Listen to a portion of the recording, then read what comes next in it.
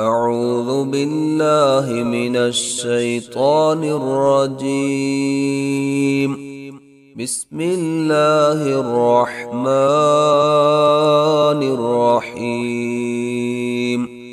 وجاء المعذرون من الأعراب ليؤذن لهم وقعد الذين كذبوا الله ورسوله سيصيب الذين كفروا منهم عذاب أليم.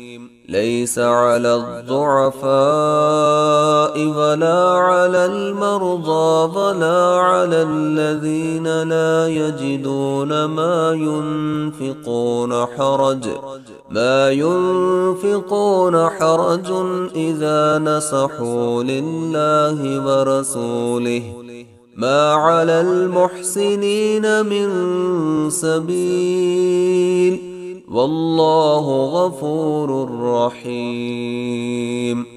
ولا على الذين إذا ما أتوك لتحملهم قلت لا أجد ما أحملكم عليه تولوا وأعينهم تفيض من الدمع حزنا ألا يجدوا ما ينفقون.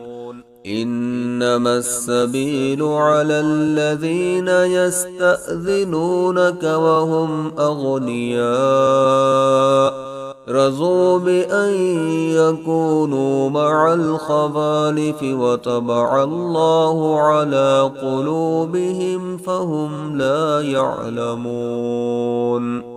يعتذرون إليكم إذا رجعتم إليهم قل لا تعتذروا لن نؤمن لكم قد نبأنا الله من أخباركم وسيرى الله عملكم ورسوله ثم تردون إلى عالم الغيب والشهادة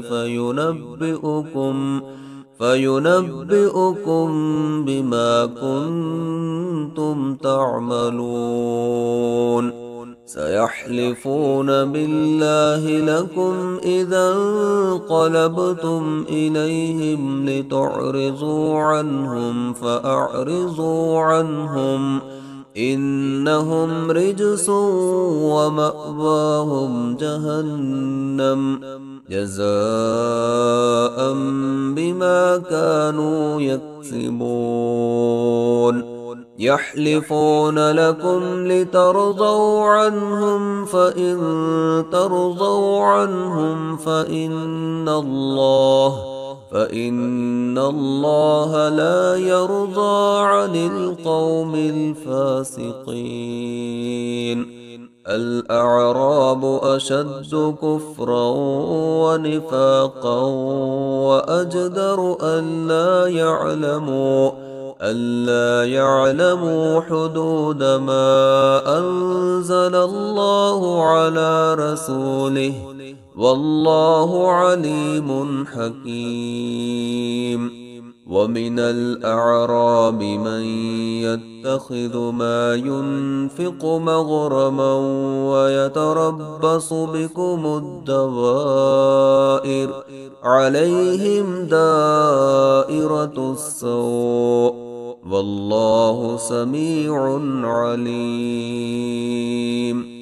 ومن الأعراب من يؤمن بالله واليوم الآخر ويتخذ ما ينفق قربات عند الله وصلوات الرسول ألا إنها قربة لهم سيدخلهم الله في رحمته إن الله غفور رحيم.